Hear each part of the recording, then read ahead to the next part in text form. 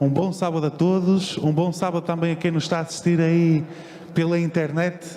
É um prazer poder estar aqui convosco, é um prazer poder ver a igreja ainda não completamente cheia, porque ainda é necessário haver aí uns lugares vazios, mas ainda assim mais composta do que há uns meses atrás, não é?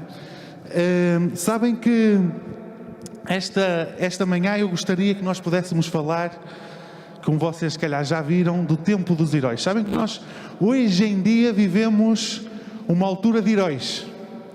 Há umas semanas atrás saiu no cinema um filme que chegou aos 2 bilhões de dólares. E é um filme deste universo. O universo dos super-heróis. É algo que hoje em dia, se vocês forem falar com qualquer jovem, com qualquer adolescente, são capazes de passar, se calhar, horas, minutos e minutos a falar sobre isto. E há heróis para todos os gostos. Há heróis que são homens, heróis que são mulheres, heróis que são de diferentes países, heróis com diferentes poderes, heróis sem poderes, heróis ricos, heróis pobres. Mas hoje eu gostaria de vos falar um pouco sobre um herói que na verdade existiu. Alguém conhece este herói? Alguém conhece, sabe o nome? Faz ideia de quem é? Ninguém? O nome deste senhor é Nicholas Winton. E a verdade é que hoje em dia nós precisamos de o tratar por Sir Nicholas Winton. Porque aquilo que ele fez foi tão impactante, ele é inglês, que a rainha de Inglaterra, no ano de 2003, o fez cavaleiro. Por isso, hoje devemos tratá-lo por Sir. É curioso porque este homem, na verdade, ele não tem nenhum superpoder. Ele não é rico como o Batman, ele não tem uma armadura como o Iron Man, ele não tem nenhum tipo de poder sobrenatural. Não vem do espaço como o Thor. Nada disso. Ele é um homem que, perante a situação que viveu, decidiu fazer algo em prol daquele que estava ao seu lado. No ano de 1988, a esposa deste senhor, a esposa de Nicholas Winton, a senhora Winton, ela estava na sua casa e foi até ao sótão da sua casa. Ela estava a arrumar as coisas e estava a mexer nas malas antigas que estavam ali, já eram pessoas de idade, estavam casados há vários anos e vocês já sabem como é com o acumular das coisas, não é? Às vezes nós vamos à garagem e pensamos, mas como é que isto aconteceu? Aqui foi o sótão. E ela encontrou uma mala, que é aquela mala que vocês veem ali na imagem de cima. E ela não conhecia aquela mala. E pensou, bem, esta mala é do meu marido, talvez do tempo quando ele era solteiro. E ela abriu esta mala. E nesta mala estava um álbum, um livro, um dossiê, que vocês podem vê-lo ali na imagem do meio. E este dossiê tinha uma informação impactante, que com certeza fez com que esta mulher olhasse para o seu marido, se calhar com os olhos um bocadinho diferentes. Neste dossiê, neste álbum, havia nada menos, nada mais do que o registro de 669 nomes. 669 crianças. Tinha o seu nome, o nome de cada criança, tinha fotocópias dos seus documentos. E aquela mulher ficou muito curiosa. Afinal, o que é isto? E quanto ela mais via, mais ela lia o que ali estava, ela ficou surpreendida. Porquê? Porque o seu marido, apesar dela não ter noção disto, antes mesmo de casar com ela, no ano de 1938. E agora aqui uma pergunta de história. O que é que aconteceu no ano a seguir? A Segunda Guerra Mundial. Este homem, este Nicholas, ele era um jovem promissor, um jovem que vivia em Inglaterra, era inglês, trabalhava na Bolsa de Inglaterra, era um jovem que tinha o seu caminho desenhado, tinha algumas posses já, estava bem na vida, e ele decide passar umas férias no ano de 1938, à antiga Checoslováquia, a cidade de Praga, que hoje é a capital da República Checa. E este homem, quando aí chegou, ficou impactado. Sabem que a Segunda Guerra Mundial começou em 39, mas as tensões com o nazismo e as invasões do exército alemão, na verdade, elas já tinham começado antes. 39 foi o momento em que realmente se uniram forças para combater o nazismo. E o nazismo já tinha chegado à Checoslováquia. E este homem ficou impactado com aquilo que viu. Porque apesar dos famosos campos de concentração ainda não existirem, ainda existiam, ou já existiam, os chamados campos de refugiados. Campos em que os judeus tinham que estar e viver. Muitos em tendas, muitos em situações deploráveis. E quando ele viu aquilo, ele ficou impactado. Ele foi de férias com um amigo do trabalho, e este amigo diz que este homem ele não parou durante as férias. Ele estava constantemente a falar com as famílias. E ele pôs no seu coração algo. Ele, perante aquela situação, e percebendo já o que estava prestes para acontecer, ele toma a decisão de que ele iria salvar o máximo de pessoas possível. E aquilo que lhe mais tocou foi ver as pequenas crianças ali. Então, naquele álbum que a sua mulher descobriu 50 anos depois, estava o registro de todas as crianças que aquele homem conseguiu salvar. 669 crianças. O processo foi custoso. O que ele fez quando chegou à Inglaterra foi escrever uma carta ao governo inglês, ao governo dos Estados Unidos, ao governo da Suécia, a vários países ali à volta, a dizer: olha, nós precisamos de fazer algo. E de todos os países que ele conseguiu contactar, apenas 2 países aceitaram ajudá-lo. Foi Inglaterra e foi Suécia. Só que disseram: não, calma, nós aceitamos receber as crianças, mas tu tens que fazer tudo. Tu é que tens que arranjar uma maneira de as tirar do seu país. Tu é que tens que arranjar fundos para elas fazerem a viagem até aqui. Tu tens que arranjar famílias para onde estas crianças vão ir, ou instituições. Tu terás de fazer tudo isto. E apesar de que se calhar o mais fácil para este homem era baixar os braços e dizer: olha, paciência, não consegui, ele não baixou os braços.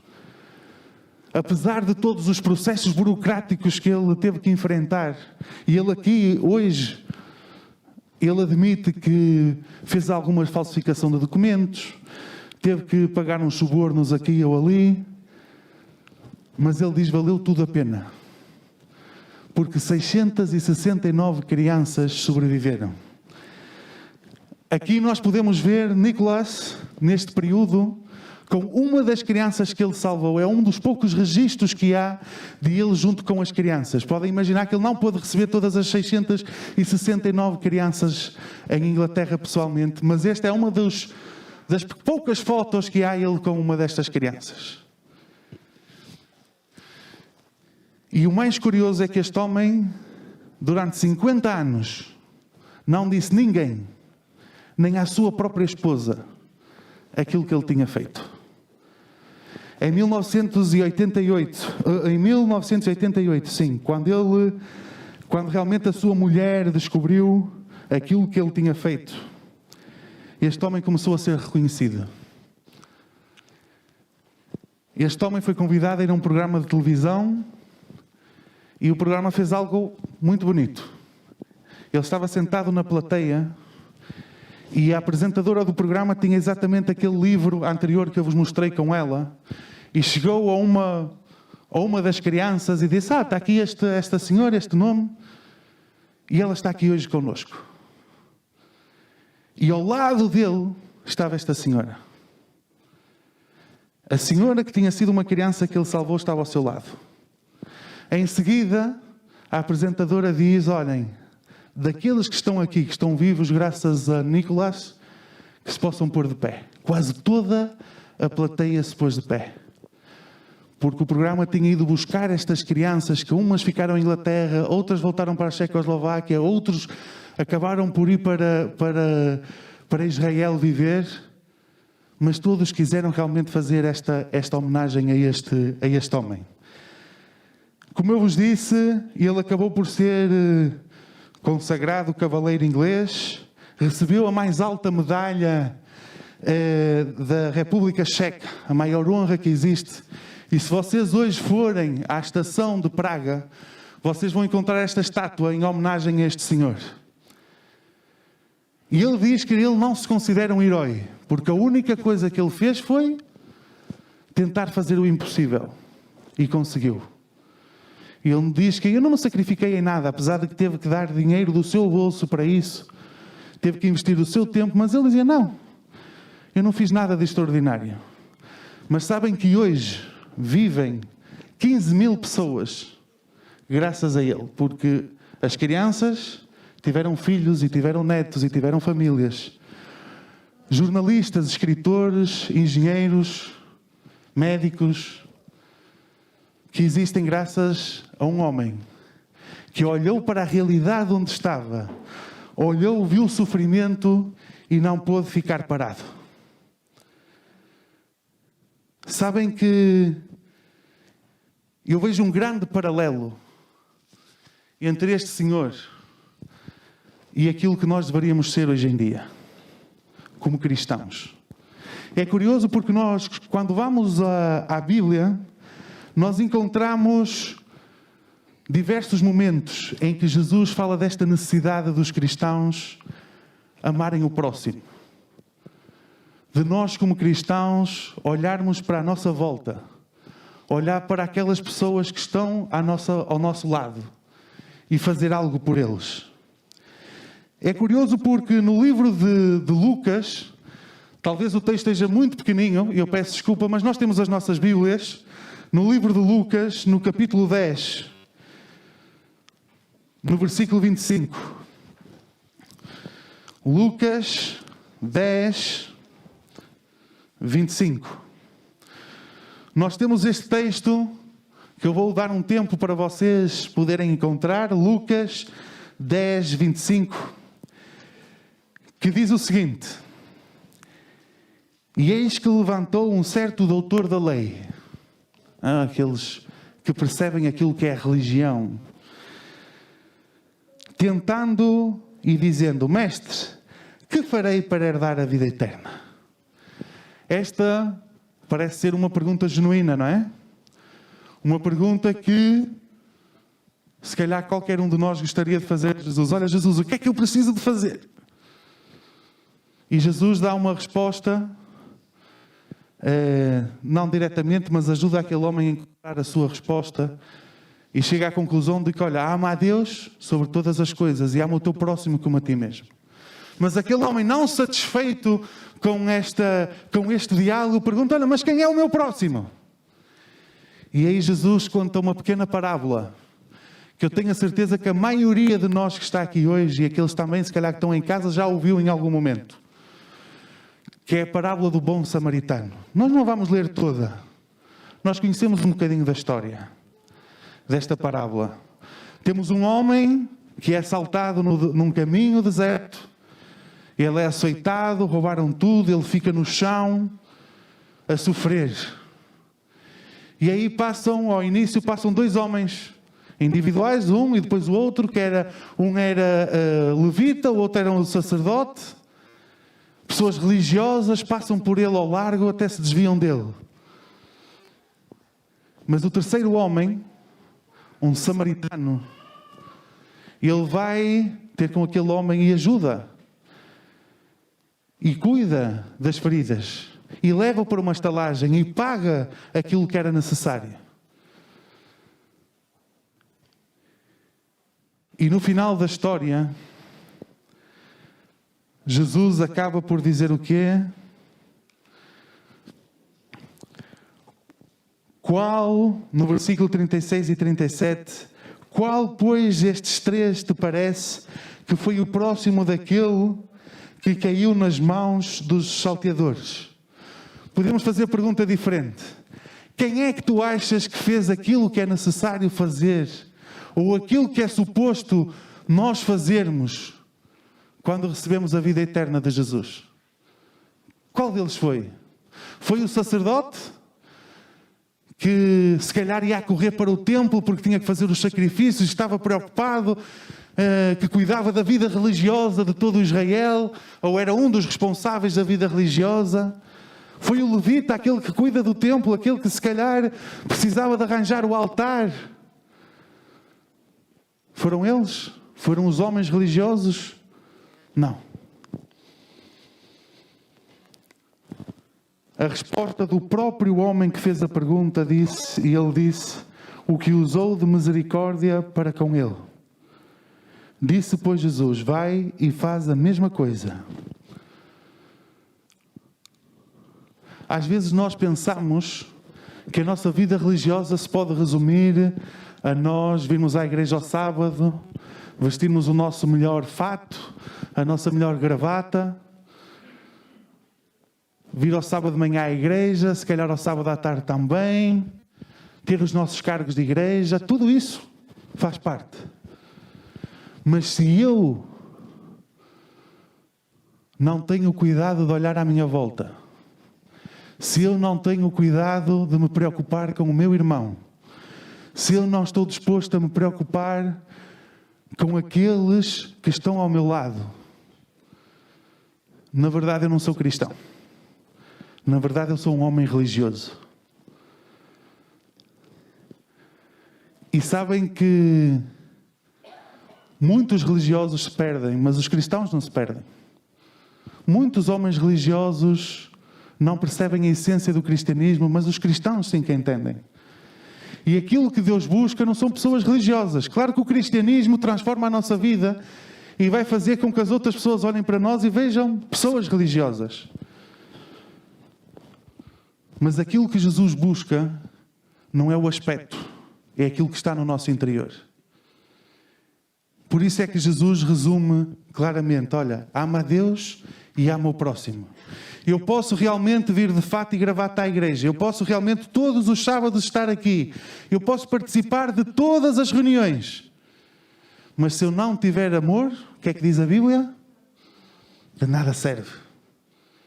De nada serve eu vir à igreja ao sábado e durante a semana, quando eu vejo ou eu sei de um colega meu que por dificuldades financeiras tem a família a passar necessidades e eu não sou proativo para ajudá-lo, então eu não estou a ser um bom cristão. Se eu sei que o meu vizinho está com Covid e tem que estar fechado em casa e eu não me ofereço para ir fazer as compras ao supermercado, então eu se calhar não estou a ser um bom cristão.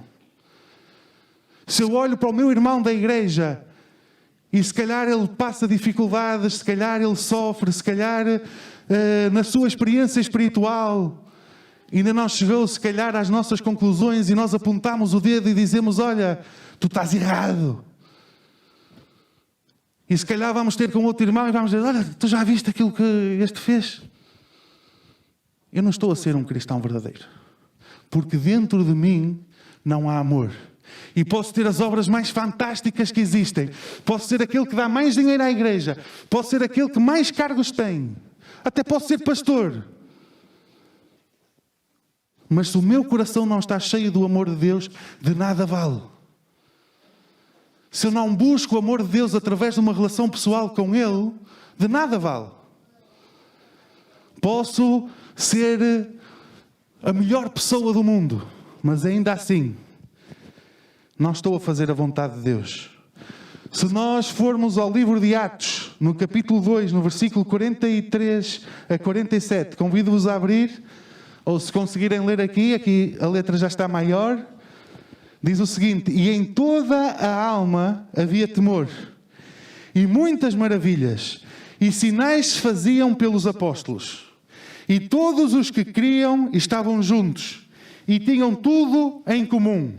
E vendiam as suas propriedades e bem, e repartiam com todos, segundo cada um havia de mister. E perseverando unânimes todos os dias no templo, e partindo o pão em casa, comiam juntos, com alegria e singeleza de coração, louvando a Deus e caindo na graça de todo o povo. E todos os dias acrescentava o Senhor à igreja aqueles que se haviam de salvar. Vocês percebem de que altura estamos a falar, não é? O contexto deste texto, igreja primitiva, os primeiros anos da igreja, em que parecia que tudo era belo, não é?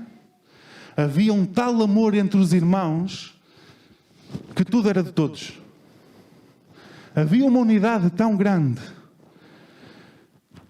que as pessoas estavam dispostas a ajudar os seus irmãos, estavam dispostos a dar tudo o que tinham pelo cristianismo, pela igreja. E eu não estou a dizer que hoje nós agora temos que nos desprover de tudo e temos que dar tudo, não estou a falar disso, mas é o sentido, aquilo que estava no coração das pessoas, o amor que havia entre os irmãos, o amor que havia para com aqueles que estavam à sua volta, movia-os a fazer o bem. O facto de experimentarem Jesus na sua vida, o facto de perceberem, como ainda esta semana estivemos a estudar na escola sabatina, o facto de perceberem aquilo que Jesus tinha feito por eles, movia-os para ajudar o próximo. Movia-os para pegar nos seus bens e dizer: eu vou ajudar o meu irmão. Aquilo que movia estas pessoas era o amor que eles tinham experimentado com Jesus. E é este mesmo amor que deve mover cada um de nós. O último texto que eu gostava de ver convosco esta manhã é este. No livro de Tiago, no capítulo 1, no versículo 27. Diz o seguinte: a religião pura e imaculada para com Deus. A religião pura e imaculada para com Deus e Pai é esta: visitar os órfãos e as viúvas nas suas tribulações e guardar-se da corrupção do mundo. Reparem que está a parte religiosa, está a parte da transformação pessoal e de, quando fala de quê? A última parte, de guardar-se da corrupção do mundo.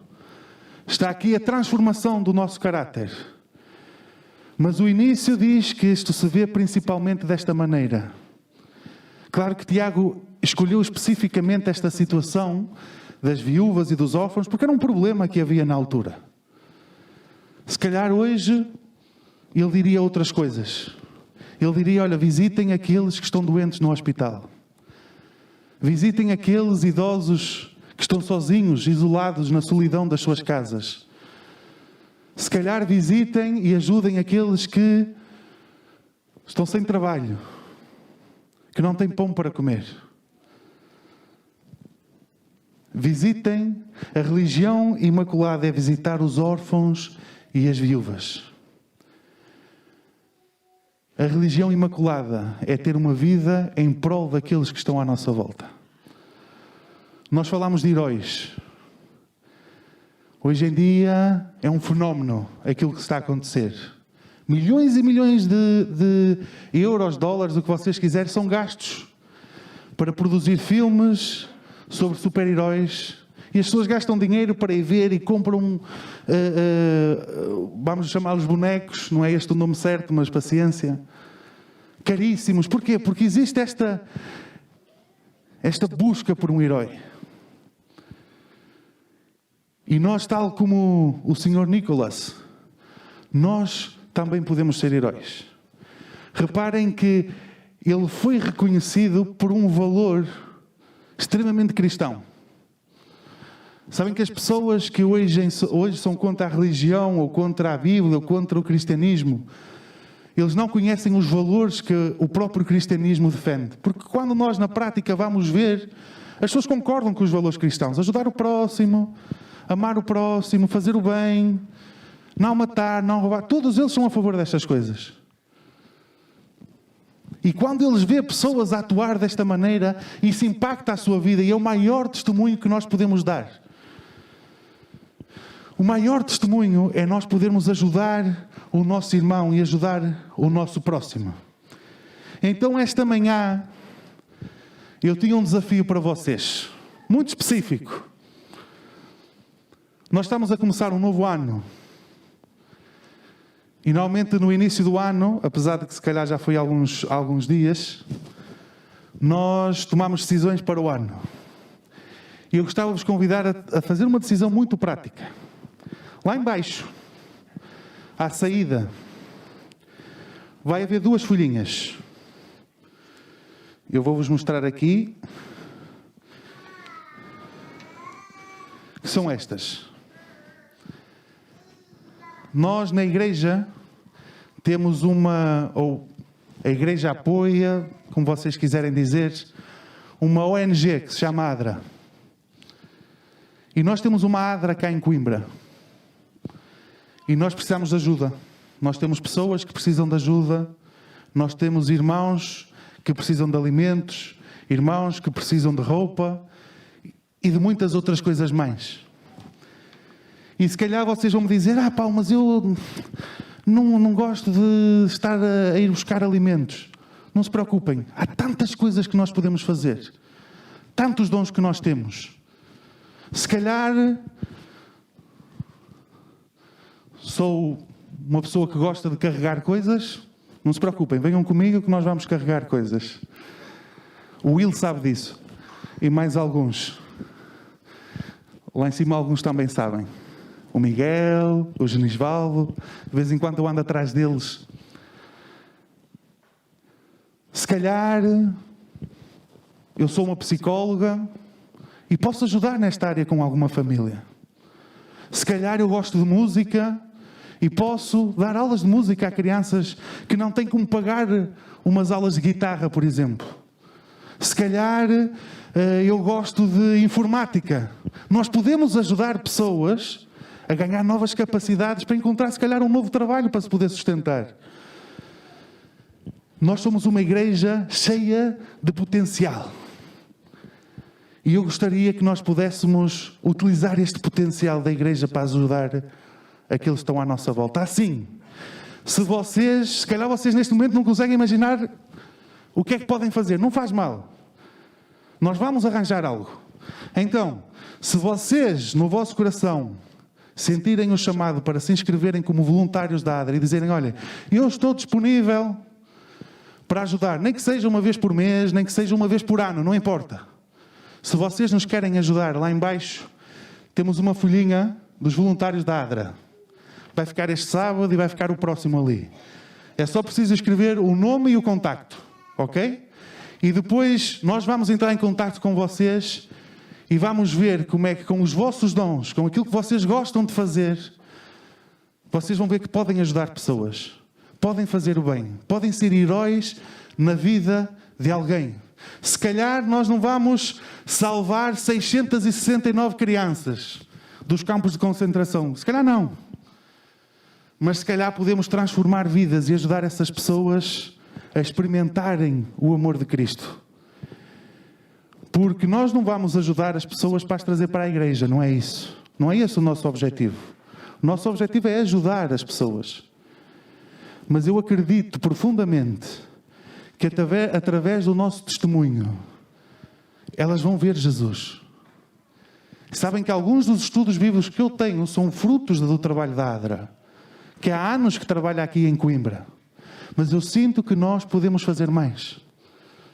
Eu sinto que nós podemos dar um passo mais. Vamos fazê-lo? Vamos aceitar este convite de Jesus? Assim que todos aqueles que no seu coração quiserem participar da ADRA, no final que se possam inscrever. Mas sabem uma coisa?